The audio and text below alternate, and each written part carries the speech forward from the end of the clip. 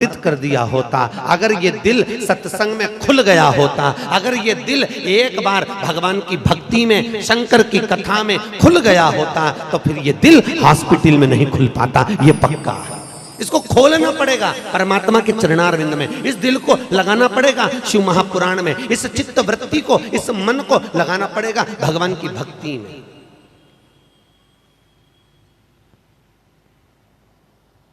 महाराज, मन अगर परमात्मा में नहीं है तो फिर चित्त वृत्ति परमात्मा में नहीं है तो भगवान का मिलना भी कठिन है हमारा, बहुत कठिन।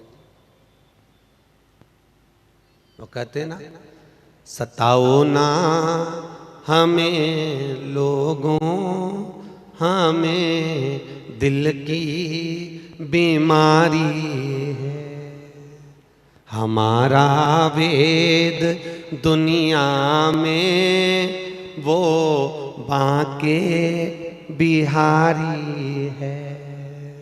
ये चित्त वृत्ति, ये मन परमात्मा को समर्पित कर कर चलो। अगर आप सुबेरे भोजन करने बैठते हो तो भगवान को याद करते हो कि नहीं करते? बोलो जम के, अरे बोलो तो। जोड़ते हो, हाथ जोड़ते हो, भगवान को याद करते हो, थाली भगवान के सामने भोग लगाते हो, अरे बोलो तो। लगाते हो भगवान को भोग, रोटी का, सब्जी का, जो भी थाली में तुम्हारे हो, भगवान को भोग लगाते हो। पर तुमने भोग तो लगाया, पर कभी नामदेव जी जैसा तुम्हारे मन में विचार आया? संत नामदेव जी महाराज से उनके पिताजी ने कहा था, जा हरि विठ्ठल को दूध पिलाकर। सुनिए कथा कि नहीं सुनी? अरे बोला तो जम के, अच्छे से सुनी होगी आप लोगों ने, तो महाराष्ट्र के हो। संत नामदेव जी से पिताजी करें तू भगवान को दूध पिलाकर, और नामदेव जी महाराज दूध का कटोरा लेकर जब भगवान के सामने पहुंचे हैं, हरि विठ्ठल के सम्मुख में दूध का कटोरा रख दिया है।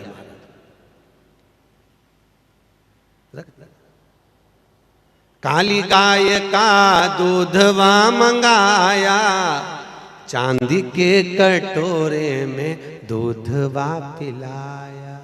दूध पियो, दूध पियो, दूध पियो मेरे गोविंद प्यारे, दूध पियो मेरे गोपाल प्यारे।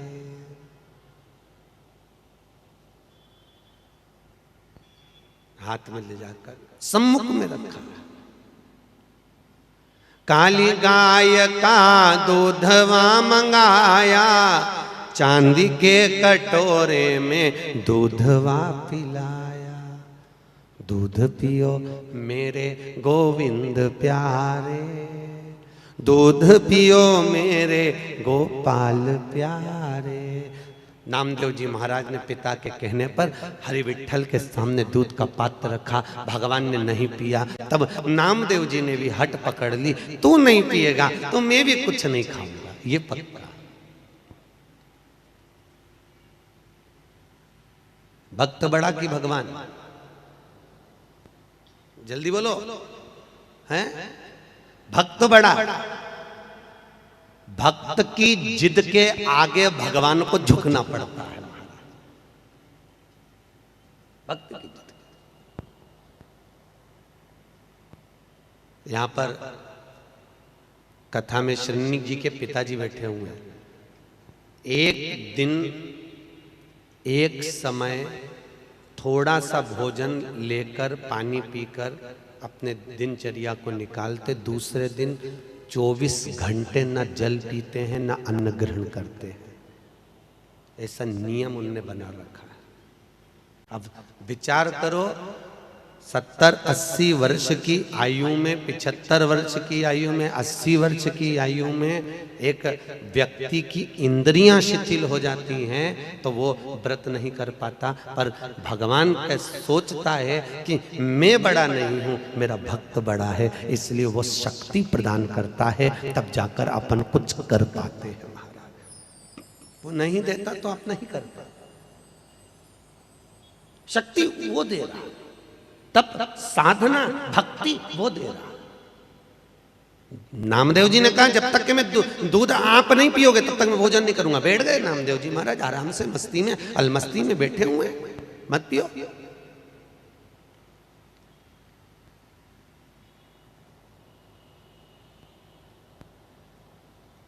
पिताजी संकीर्तन करते थे नामदेव जी महाराज का, भगवान की भक्ति में डूबे रहते थे नामदेव जी महाराज के पिताजी। खूब कीर्तन करते, खूब भजन करते, खूब नाम जप करते। हरि विठ्ठल के कानों में जाकर नामदेव जी महाराज ने कह दिया, काली गाय का दूध है, शक्कर भी मिली हुई है, गुड़ मिला हुआ है, खड़ी शक्कर डाली हुई है, भगवान ने पिया। नामदेव जी ने हरि विठ्ठल के कानों में जाकर कहा, तुम्हारे भक्तों की सौगंध है, अगर नहीं पियो तो। भगवान ने कटोरा उठाया और गटर गटर कर कर भगवान उस दूध को पी गए। भक्तों की सौगंध पर भगवान दूध पीने को आतुर हो जाता है महाराज। पत्थर की मूर्ति से परमात्मा प्रकट हो जाता है महाराज। भाव निर्मलता का। कौन कहता है भगवान आते नहीं? करमाला वाले जैसे बुलाते नहीं। जैसे करमाला वालों ने विचार कर लिया था कि शंकर की कथा सुनना है, 6:30 बजे से लेकर 9:30 बजे तक रात्रि में कथा हो रही है। ये घर का काम, परिवार तो जिंदगी भर पड़ा हुआ है। सही है कि गलत है? मरोगे तब तक भी पड़ा रहेगा। बहुत अच्छा है, यमराज से किसी की जान पहचान नहीं है। अगर यमराज से किसी की रिश्तेदारी होती और यमराज लेने के लिए आ जाता और कहता चल अरे ओ बिमला चल, और बिमला बोले अभी तो मेरे बच्चे स्कूल गए, एक काम कर यमराज शाम को चलेंगे, तो यमराज बेचारा सोफे पे बैठा। शाम को फिर बिमला चल, अब बिमला बोली अभी क्या चले, अब शाम को रोटी मोटी बनाना है, बच्चे लोगों को भोजन कराना है, पति भी आएगा, एक काम करे रात को चलेंगे। शाम के टाइम फिर नहीं, रात को फिर यमराज बोला बिमला अब चल। इतने में बिमला बोली मेरे पास टाइम नहीं है, अब काम करूं कि तेरे साथ चलूं? एक काम कर, पड़ोसन को उठा के ले जा। कहा करूं? मौत से किसकी रिश्तेदारी? आज हमारी कल तुम्हारी बारी है। काम जिंदगी भर का पड़ा हुआ है, पूरी जिंदगी कर करके मर जाओगे तो भी दुनिया के लोग तुमको नहीं कहेंगे कि तूने अच्छा किया। पूरी दुनिया के लोग, और पूरी जिंदगी हो गई साहब, बर्तन मांजते, रोटी बनाते, बच्चों को संभालते, और पतियों की जिंदगी हो गई कमाते कमाते, पर अभी तक समझ में नहीं आया कि कमा किसके लिए रहा। आपसे निवेदन है, घर जाकर पूछना तुम किसके लिए कमा रहे हो। पति बोलेगा मैं अपनी पत्नी के लिए, पति बोलेगा मैं अपने बच्चों के लिए, पति बोलेगा मैं आगे बढ़ने के लिए, मैं उन्नति के लिए, मैं अपने पत्नी अपने बच्चों के लिए, उनके अच्छी विद्या के लिए और तुम्हारे लिए कमा रहा हूं। पर ईमानदारी की बात बोलना, जब प्राण छूटेंगे, यम की केच चढ़ेगा, तो यमराज भी कहेगा झूठ तूने बोला, दुकान पे बैठ के 1 रुपए का 4-4 रुपए में बेचा, झूठ तूने बोला, कपट तूने करा, बेईमानी तूने करी, प्रपंच तूने करा, तो भोग भी तू भोगेगा। तो वो कहेगा मैंने तो पत्नी के लिए कमाया था, मैंने तो बच्चों के लिए कमाया था, तो मुझे नरक में डाल रहे हो, तो पत्नी और बच्चों को भी नरक में फेंको। तो यमराज कहेगा उसने थोड़ी ना बोला था कि तू झूठ बोल। तुमने बोला कभी तुम्हारे पति से कि झूठ बोलना? अरे बोलो तो जितनी बैठी हो सब धर्म पत्नी हो, वो तो कहीं की पत्नी होगी जो बोली होगी। तुम नहीं बोल सकती कि तुम झूठ बोलो, तुम बेईमानी करो, तुम कपट करो, तुम छद्र करो। तुम कभी पत्नी अपने पति से नहीं कहती कि तुम बेईमानी कर कर कमाना, तुम कपट कर कर कमाना। ये तो पति है जो कमा कमा कर ला रहा है। तो तुम चिंता मत करना जीजी हो, तुम्हारा कुछ नहीं बिगड़ने वाला, जो करेगा बढ़ेगा। अपन कहीं नहीं, तुम तो चकाचक खाओ पियो ने, खजूर वाली चोटी बना के खूब रहला आनंद में चक्कर। कहा मतलब जिंदगी तुम्हारे नाम के आगे धर्म लिखा है। क्या लिखा है? तुमको बोलते धर्म पत्नी। इतने पुरुष बैठे हुए हैं, कभी किसी संत ने इनके नाम के आगे धर्म पति लगाया? अरे बोलो तो सही। तो वेद व्यास जी ने क्यों नहीं लिखा अपनी पुराण में इनके नाम के आगे धर्मपति, तुम्हारे नाम के आगे धर्मपत्नी लिखा पर इनके नाम के आगे धर्मपति नहीं लिखा? क्यों? क्योंकि वेद व्यास जी को मालूम था कि परिवार को चलाने के लिए, परिवार को साधने के लिए झूठ बोलना पड़ेगा, कपट करना पड़ेगा, बेईमानी करना पड़ेगा, प्रपंच करना पड़ेगा, इसलिए झूठ बोल बोल कर कमाएगा। इसलिए इनके नाम के आगे धर्म नहीं लिखा, पर तुम्हारे नाम के आगे धर्म इसलिए लिखा कि वो कितनी भी कमाई करके लाएगा तेरे हाथ में देगा, तो उसकी कमाई में से थोड़ा सा निकाल कर कहीं भागवत ज्ञान गंगा यज्ञ समिति जब कथा कराए तो उसमें लगा देना, तो पति को भी बैकुंठ ले जाना और खुद भी चली जाना। इसलिए तुम्हारे नाम के आगे धर्म लिखा, इनके नाम के आगे नहीं लिखा। पर माताओं ने उसकी कमाई में से निकाला तो सही, पर धर्म में नहीं लगाया, सीधे ब्यूटी पार्लर में जाके डेंटिंग पेंटिंग में लगाया, धर्म में नहीं लगा। बहुत कठिन है धर्म में पैसा लगना, बहुत कठिन है भगवान शंकर की कथा में रुपया लगना।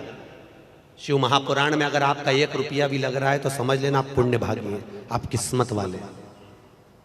आपने अगर 1 रुपये का भी दान शिव महापुराण में करा है तो आपकी किस्मत का बखान कोई नहीं कर सकता। कभी जीवन में कुबेर का खजाना तुम्हारे यहाँ खाली नहीं हो सकता, ये पक्का है। धर्म में रुपया लगना कठिन है, डॉक्टर में लगना सरल है, इनकम टैक्स में लगना सरल है, पुलिस में पैसा लगना सरल है, गलत जगह पर जुए में, वेश्यावृत्ति में, मदिरा में, मांसाहार में धन लगना सरल है, पर सत्कर्म में पैसा लगना बहुत कठिन है। हमारे सत्कर्म में पैसा लगना बहुत कठिन है, बहुत प्रयास करोगे तो भी लगेगा। जैसे अपना मन, दूसरी जगह मन बहुत जल्दी लग जाता है, पर कथा में मन लगाना बहुत कठिन है। कथा में ऐसा लगता है कि, और सबसे ज्यादा तो पहला दिन जो गया ना, कथा का जो पहला दिन होता है ना वो बहुत कठिन होता है, क्योंकि तुम सबकी आदत रहती है घर में दिन भर चलने फिरने की, खाने पीने की, और मालूम पड़े पंडित जी कथा बांचने बैठ गए गुरुदेव और तुम बैठ गई 6:30 से 9:30। अब मन में सोच रही कब पूरी हो, कब पूरी हो, अब मन में सोच। और पहले दिन तो तुम आई होगी ना तो साथ में पल्लू में थोड़ी बहुत सौंफ सुपारी भी बांध के लाई होगी, ना जाने कहाँ का गुरु जी आया तो खा तो लेंगे। मैं बैठे बैठे विचार, चित्त वृत्ति में परमात्मा, इस मन को परमात्मा तक लेकर चलो। बहुत लंबी यात्रा नहीं है साहब, बहुत छोटा सा जीवन है, बहुत छोटा सा जीवन। अरियो करमाला वाली जीजियों, मालूम नहीं है जिंदगी का ठिकाना नहीं है कि कब जाना पड़ जाए। सही है कि गलत है? आप में से कितने लोग हैं जिनको मालूम है कि 80 साल जियोगे, 70 साल जियोगे, 40 साल जियोगे, 25 साल जियोगे? जीवन का क्या ठिकाना? मृत्यु सरल। एक पति पत्नी घूमने के लिए सोलापुर गए। सोलापुर गए तो पत्नी ने सोलापुर में देखा कि एक सुंदर हार मिला उसको, हॉक सेट, सुंदर नेकलेस। पत्नी ने पति से कहा ले लूं, पति ने कहा ले ले। महंगा है, कितने का है? 70,000 का, ले ले। पत्नी ने वो हार ले लिया। पति ने कहा पहन ले, पत्नी बोली अभी नहीं पहनूंगी। तो कब पहनेगी? जब कोई अच्छा फंक्शन आएगा ना, जब मौका आएगा तब पहनूंगी, अच्छी समय आने पर। ठीक है, शादी की सालगिरह आ गई। पति ने कहा वो जो नेकलेस लिया था ना सोलापुर से वो पहन ले। नहीं नहीं अभी मौका तो आने दो, अच्छा मौका आएगा जब पहनूंगी। नहीं पहना। उसका जन्मदिन आ गया, पति ने कहा आज पहन ले। नहीं नहीं मौका आने दो जब पहनूंगी। मौका ढूंढते ढूंढते ढूंढते ढूंढते 1.5 साल निकल गया और मालूम पड़े पत्नी को शुगर बढ़ गई, ब्लड प्रेशर बढ़ गया और मालूम पड़े पत्नी मर गई और अर्थी पर पड़ी थी। पति अंदर गया, अंदर से अलमारी खोलकर हाफ सेट लेकर आया, पत्नी को पिनाया। इतने में दोस्त ने कहा अरे ये मर गई है, क्यों पिना रहा है, इतना महंगा, उठा ले।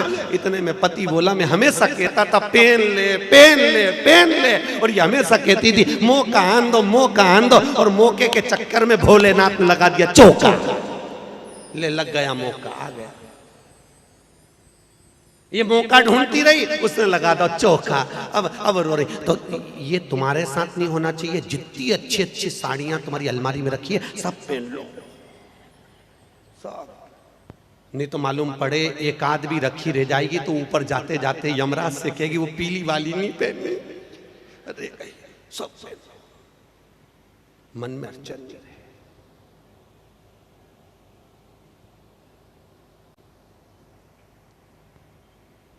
मरने के बाद लोग बहुत याद करते हैं, ईमानदारी की बात है। क्या चीज याद करते हैं? जो तुम्हें पसंद होती है।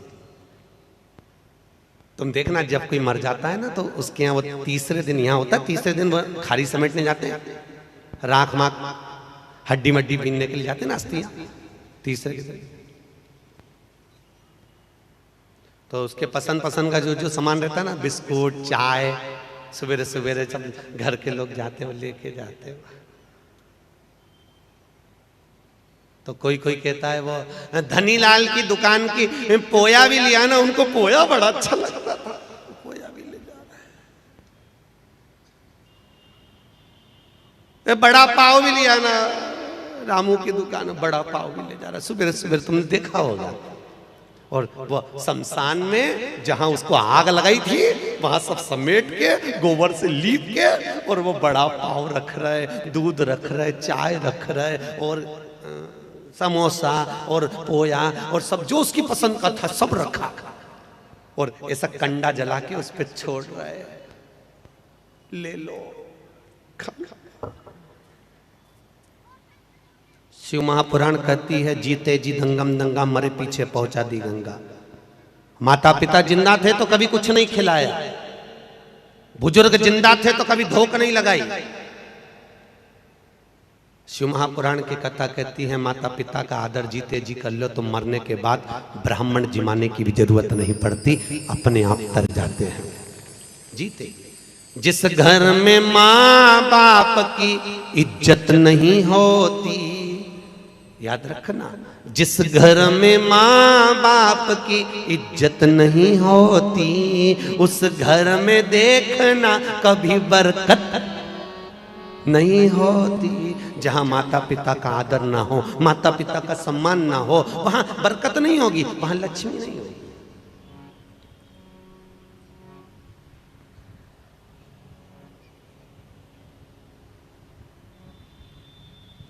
समझो 16 श्राद्ध में कौए को भोजन देते कि नहीं देते? अरे बोलो तो देते ना कौए को। तो एक पत्नी का पति मर गया, वो अपने बेटे को लेके गंगा जी के घाट पर हरिद्वार पहुंची। उसने पिंड करा, तर्पण करा। पंडितों ने कहा चलो यहाँ भोजन रखो कौए के लिए। कौए के लिए भोजन रखा।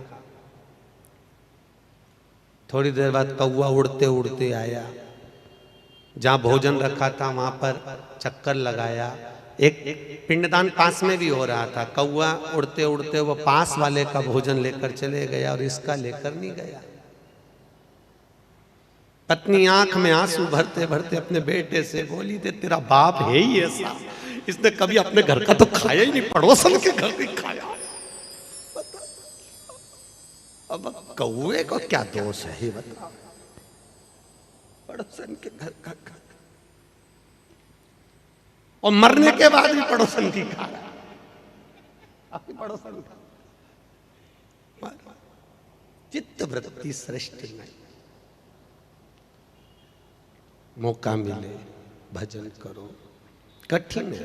कभी तुम्हारे मन में आना चाहिए कि नामदेव जी ने भी हट ठानी थी और दूध पिलाकर भोजन करा था। कभी तुम्हारे मन में भी आना चाहिए कि मेरे भगवान को जिसका मैं भजन करता हूँ, राम कृष्ण जिसको मैं भजता हूँ, चाहे मेरा इष्ट जो भी हो, मैं जिसको भज रहा हूँ, मैं जिसको जप रहा हूँ, उसको मैं पहले पवाऊंगा, उसके बाद ही पाऊंगा।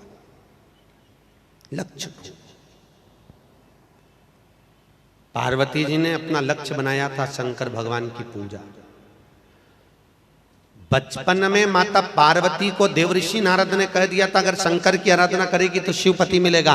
पर पार्वती जी की बड़ी बहन, क्या नाम था पार्वती जी की बहन का नाम? गंगा। क्या नाम है पार्वती की बड़ी बहन का नाम? जम के बोलो जरा। गंगा। पार्वती जी की बड़ी बहन गंगा ने सुन लिया कि अगर शंकर भगवान की पूजन करेंगे तो शंकर प्रसन्न होंगे, तो गंगा जी भी पूजन में लग गई और पार्वती भी पूजन में लग गई। अब दोनों पूजन कर रही है, गंगा भी कर रही है, पार्वती भी कर रही है।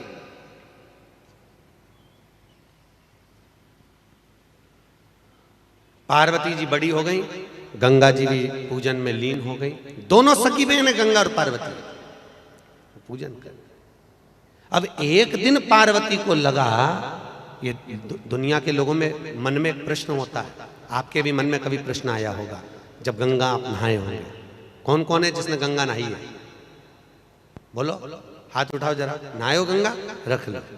गंगा नहाते समय क्या बोलते हो? हर हर गंगे। क्या बोलते हो? उठाओ आवाज, वापिस बोलो, हर हर गंगे। तो कभी तुम्हारे मन में प्रश्न आया ऐसा कि भगवान शंकर की पत्नी का नाम है पार्वती, सती, उमा, कात्यायनी, चंद्रघंटा, कुष्मांडा, स्कंदा। भगवान शंकर की धर्मपत्नी का नाम पार्वती है, तो फिर गंगा जी में डुबकी लगाते समय शंकर जी का नाम क्यों लिया जाता है? हर हर गंगे क्यों कहा जाता है? और यदि गंगा नी भी नहाए हो आप, और अगर बाथरूम में भी स्नान कर रहे हो और हर हर गंगे कहकर पहला डब्बा पानी का अगर डल जाता है, तो गंगा जी के पुण्य का भाग हमें प्राप्त हो जाता है। आखिर हर हर गंगे बोलने में ऐसा क्या है? गंगा जी और शंकर का संबंध क्या है?